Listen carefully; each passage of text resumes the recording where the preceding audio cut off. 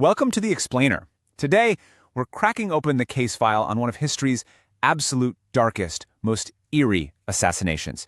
We're diving into a high-stakes, true crime investigation about a man hated by many, loved by a few, and entirely misunderstood by almost everyone. A man who quite literally helped bring an entire empire to its knees. I want you to picture the scene. It's the dead of winter, December 30th, 1916. The icy, dark shadows of the Moika Palace cellar in St. Petersburg are just flickering by candlelight. A phonograph is playing upstairs, trying to mask the deadly, suffocating silence down below. A ticking clock echoes in the room. A trap has been set by the wealthiest nobles in the Russian Empire, and their target? A peasant mystic who somehow holds the fate of the Romanov dynasty right in the palm of his hand. That exact night birthed a truly terrifying myth. The lead assassin, Prince Felix Yusupov, famously claimed they fed their victim enough potassium cyanide to kill several grown men. But the poison did absolutely nothing. He claimed the man was shot, yet rose again, seemingly unkillable.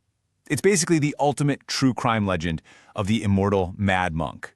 But to understand how a human being could inspire such a monstrous, supernatural myth, we really have to look at the cold evidence of who he actually was.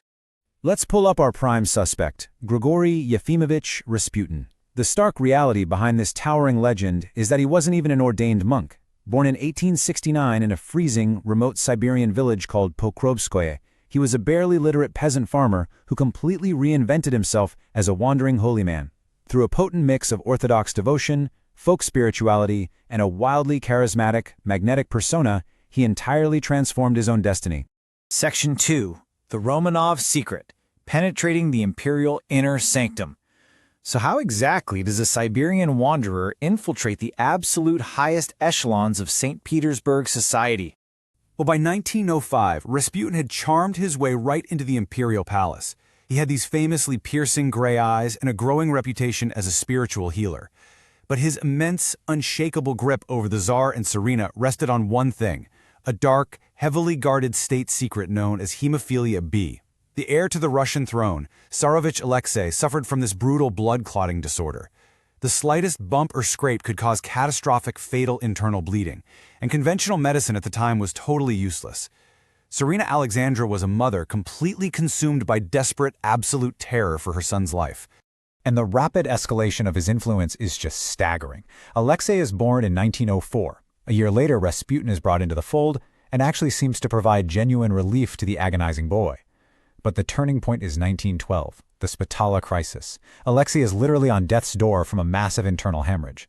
Rasputin, who is miles and miles away in Siberia, sends a telegram assuring the empress her son will survive. Miraculously, Alexei recovers. From that exact moment forward, the empress views Rasputin as a divine instrument, a literal miracle worker. But we're running an investigation here, which means we deal in facts. Modern medical experts offer a starkly different, much more logical explanation. First up, hypnosis. It's highly probable Rasputin used it to lower the boy's blood pressure, which would naturally slow the bleeding. Second, and this is absolutely fascinating, he firmly insisted that doctors stop giving Alexei aspirin. Now back then, it was just a common painkiller. But today we know aspirin is a blood thinner. It's literally the worst thing you could give a hemophiliac. Combine that with a calming presence that reduced the kid's physiological stress, and, well, Rasputin wasn't performing magic. He was just accidentally applying brilliant trauma care. Section 3. The Smear Campaign, a government paralyzed by paranoia. What exactly happens when a private medical secret morphs into a massive political disaster? 1.7 million. That is the catastrophic, horrifying death toll of Russian soldiers in World War I by 1916. Tsar Nicholas II decides to leave for the Eastern Front to personally command the army. That leaves his wife, Tsarina Alexandra, entirely in charge of domestic governance. And who is her top advisor? Rasputin. Ministers who displease him get fired. Those he likes get hired. The government grinds to a total, paralyzed halt. The Russian Empire is a giant powder keg, and Rasputin is the guy holding the match. Which brings us to the smear campaigns. Rasputin's enemies at court orchestrated this vicious, deliberate propaganda war to take him out. He was accused of debauching aristocratic women and joining an underground flagellant cult that held dark, ritualistic orgies. But the most devastating rumor, that he and the Tsarina were secretly lovers. Now, historical evidence shows this was almost certainly false, but in a fevered, panicked wartime Russia, the truth didn't really matter. The propaganda worked like a charm. Satirical postcards circulated everywhere, showing Rasputin as the true ruler of the empire, completely destroying whatever was left of the monarchy's reputation. The panic reached the absolute highest levels of power. The president of the Duma, Mikhail Rodzianko, delivered a chilling warning directly to the Tsar, stating that Rasputin's presence was actively undermining confidence in the monarchy across all social strata. Even the Tsar's own extended family members were begging him to banish the mystic. But the Tsar, completely paralyzed by his wife's desperate reliance on Rasputin to keep their son alive, did absolutely nothing. And that exact inaction is what birthed our assassination ring. These weren't common street thugs. This was a high-stakes inside job orchestrated by the absolute elite. You've got Prince Felix Yusupov, one of the wealthiest men in all of Russia, Grand Duke Dmitry Pavlovich, the Tsar's own cousin, and Vladimir Purishkevich, a massive right-wing political figure. These were desperate, cornered men who genuinely believed that murdering this peasant was the only possible way to save the Russian monarchy from total, irreversible collapse. Section 4. The Autopsy. Forensics of a Legend. Let's head back down to that icy cellar on the night of December 30th and finally separate the embellished myth from the cold, hard, forensic reality. Back in 2004, a modern forensic investigation led by Dr. Betsy Delaut-Binière completely shattered Yusupov's heroic tale. You see, Yusupov sold a myth to the world. He wanted to look like a savior battling an actual demon, claiming Rasputin was poisoned, shot, and unkillable. But the reality? There was absolutely zero cyanide found in his stomach. He was shot at close range, directly in the forehead. It was a swift, brutal execution. The unkillable monster wasn't a monster at all. He was just a man. But the forensics revealed something else, a massive, thrilling twist in our investigation. The fatal bullet wound in Rasputin's forehead didn't actually match the weapons carried by the Russian conspirators. It matched a Webley revolver. That was the standard-issue weapon of the British Army. Which begs a huge question. Was British intelligence somehow involved? Enter a brand new suspect, Oswald Rayner. He was a British intelligence agent stationed in Petrograd who just so happened to be a close personal friend of Prince Yusupov from their days together at Oxford University. And the motive is glaring.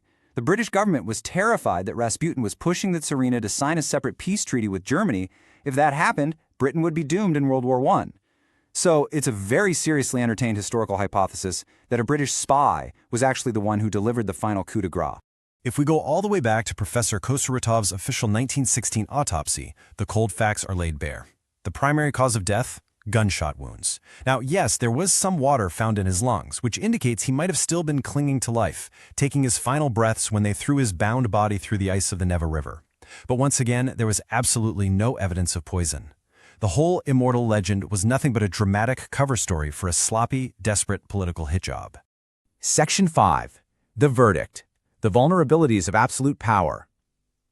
So, what's our final takeaway from this wildly complex case? Over the last 100 years, Rasputin's image has been manipulated nonstop. The Soviets used him as a massive propaganda tool to prove just how deeply corrupt the Tsars really were.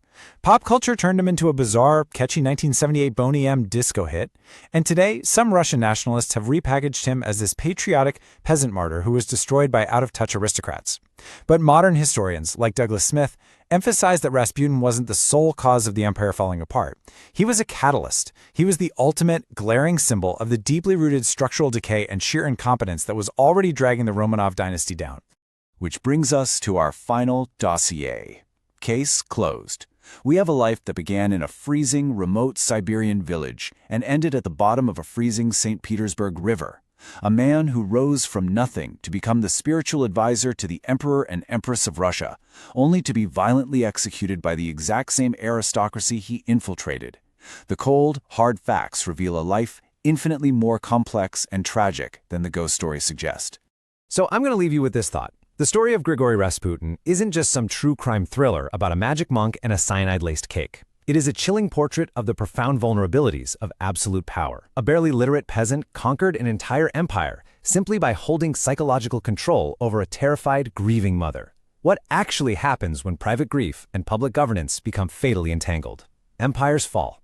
Thanks for joining me on this explainer, and I'll catch you on the next investigation.